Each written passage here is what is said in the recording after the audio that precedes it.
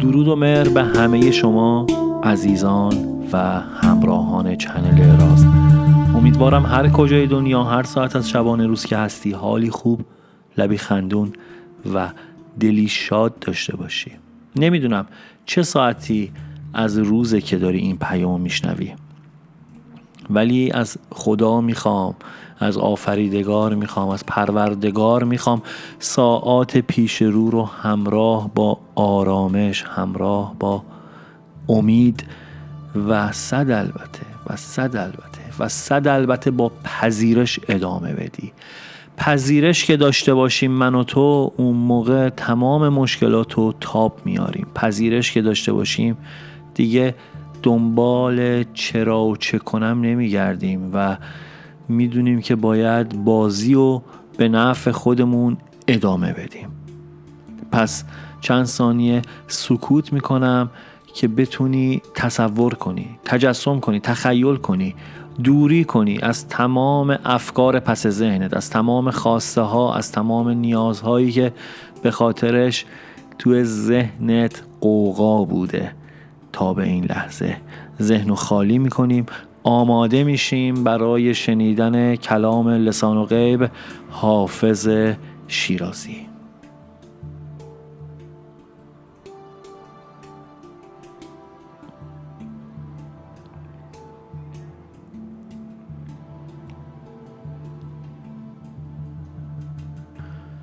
خب اگر نیت کردی و آماده ای، بریم سراغ غزل 411 از حافظ شیرازی.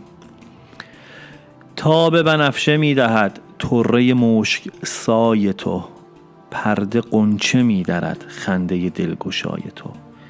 ای گل خوش نسیم من، بلبل خویش را مسوز، که از سر صدق می کند شب همه شب دعای تو. من که ملول گشتمی از نفس فرشتگان، قال و مقال عالمی می کشم از برای تو. دولت عشق بین که چون از سر فقر و افتخار، گوشه ی تاج سلطنت می شکند گدای تو. خرقه زهد و جام می گرچه نه در خور همند، این همه نقش می زنم از جهت رضای تو.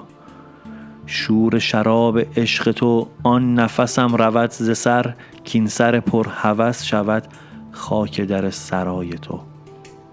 شاه نشین چشم من تکیه گه خیال توست، جای دعاست شاه من بی تو مباد جای تو. خوش چمنیست عارضت خاصه که در بهار حسن، حافظ خوش کلام شد مرغ سخن سرای تو. بریم سراغ تاریخچه این 8 بیتی، ببینیم اول برای چه زمانی بوده، بعد یه نگاهی به چند تا از ابیاتش میندازیم تا قبل از اینکه سراغ پیام کلی بخوایم بریم.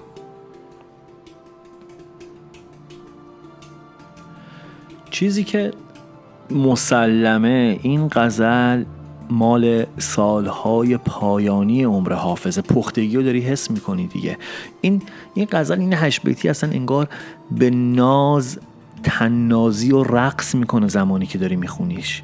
خیلی ها معتقدن که برای ستایش از شاه زین العابدین، اون پادشاه جوون آل مظفر سروده شده. خیلی هم نظرشون مخالف اینه و البته که حافظ با عشق و عرفان این غزل رو قاطی کرده و شعر رو از حالت صرفاً تعریف بیرون آورده.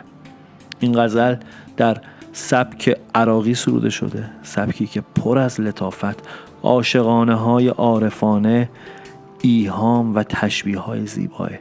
یه موسیقی درونی هم داره. از همون بیت اولش مشخصه، اگه با صدا بخونی میبینی چقدر خوش آهنگه و همونه که میگم به تنازی و ناز رقص میکنه این غزل. بیت اولو اینجوری آغاز میکنه که میگه تاب بنفشه میدهد طره مشک سای تو، پرده غنچه میدرد خنده دلگشای تو. میبینی چه آهنگی داره؟ حافظ میگه زیبایی تو اونقدر لطیف و دلنشینه که حتی بنفشه از دیدن پیچ و تاب گیسود به وجد میاد. خندت اونقدر شیرینه که غنچه از حسرت شکوفه میزنه، یعنی هم لطافت، هم ناز، هم جذابیت، هم شادی، هرچه مثبت در تو هست. ای گل خوش نسیم من، بلبل خیش را مسوز که سر صدق می کند شب همه شب دعای تو. به معشوقش میگه عزیز من، دردانه من، این عاشق رو که مثل بلبل دور و بر توه نسوزونش. این عاشق از ته دل با صداقت شب تا صبح برات دعا میخونه و بیوفایی نکن در حقش. من که ملول گشتمی از نفس فرشتگان، قال و مقال عالمی میکشم از برای تو.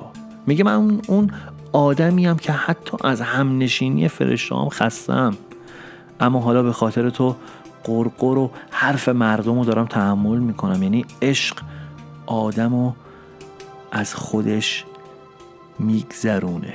آدم به خودش میاد، میبینه رو خودش خط کشیده. آدم خودش رو دیگه در نظر نمیگیره، دیگه شرایط خودش رو در نظر نمیگیره. و حافظ داره اینو اینجوری تعبیر میکنه، میگه من انقدر دلباخته تو هستم که دیگه این حرف مردم دیگه اصلا برام اهمیت نداره چی دارن میگن. این منم و این عشق تو. دولت عشق بین که چون از سر فقر و افتخار گوشه تاج سلطنت میشکند گدای تو. میگه عشق چقدر بزرگه. یه عاشق به ظاهر فقیر به خاطر عشق تو انقدر احساس غنی بودن میکنه که تاج پادشاهی در برابر اون ثروتی که احساس میکنه داره هیچه. عشق یه قدرتیه که از درون آدمو شاه میکنه. و ببین توی زندگی امروز من و تو، اون خواسته من و تو، اون عشق من و تو چیه؟ اون چیزی که، اون ارزش هایی که به خاطرش احساس زنده بودن میکنیم، احساس حال خوب داشتن میکنیم. شاید در آسایش کامل نباشیم به خاطر داشتن فلان فلان فلان فلان فلان چی، ولی یک موقعی میاد که به خودمون میبالیم به خاطر تصمیمات درستی که تو زندگی گرفتیم. و این عشق اون عشقیه که من و تو امروز شاید تو زندگیمون داریم. خرقه زهد و جام می گرچه نه در خوره همن، این همه نقش میزنم از جهت رضای تو. میدونم زهد و شراب با هم جور در نمیاد، اما برای اینکه تو راضی باشی هر نقشی لازم باشه میزنم. یعنی برای عشق همه جوره من انعطاف پذیرم. شور و شراب عشق تو آن نفسم رود ز سر، کین سر پر هوس شود خاک در سرای تو. مستی عشق تو فقط وقتی از سرم میفته که سرم بشه خاک در خونت، یعنی دیگه جون در بدن نباشه. یعنی تا لحظه مرگم این عشق از وجودم بیرون نمیره. شاه نشین چشم من تکیه گه خیال توست، جای دعاست شاه من بی تو مباد جای تو. میگه چشمم بهترین جایگاه خیال تو برای تو در نظر گرفتم. شاهنشین دیدی توی امارت ها میگن این نقطه شاهنشینه. میگه شاهنشین من چشمای منه. چرا؟ چون تو رو میبینم. تو هم جلوی چشم نباشی باز میتونم جلوی چشمم تو رو ببینم، تصورت کنم، تجسمت کنم، تخیلت کنم. و میگه دعا میکنم هیچ وقت جای تو از چشم و دل من خالی نشه، یعنی حضورت همیشه با من باشه. و اینه که شیرینی زندگی منه. خوش چمنیست عارضت خاصه که در بهار حسن، حافظ خوش کلام شد مرغ سخن سرای تو. میگه چهرت مثل چمنزاری سرسبزه، مخصوصا الان که زیبایی همراه شده با بهار. یعنی چه؟ توی بهار سروده شده بوده این غزل و حافظ هم بلبل خوش آواز تو شده و برات داره توی این بهار و توی این سرسبزی داره شعر میگه. دیدی چجوری رقص میکرد زمانی که میخونیش؟ بریم ببینیم پیام چی میگه. چیزی که دستگیرم میشه همین اول بهت بگم قربونت برم رفیق من. میگه به زودی به خواستت میرسی، دیر یا زود این اتفاق میفته. تلاش هات، صبرت و انرژیت مطمئن باش بی نتیجه نمیمونه. و چیزی که مشخصه تو این غزل این که انتظارها داره تموم میشه. وقتشه که سبکتر باشی، آسوده تر باشی، اعتماد کن و نذار نگرانی ها اون حال خوبو ازت بگیره. کسایی که برات دعا میکنن و انرژی خوب میفرستن توی زندگی و به تو فکر میکنن، کسایی هن که نقش مهمی توی موفقیت های تو دارن. و اگه بخوایم اینو امروز بیایم تعبیرش کنیم، کسی جز خانواده اونقدر نیست که صلاح آدمو بخواد.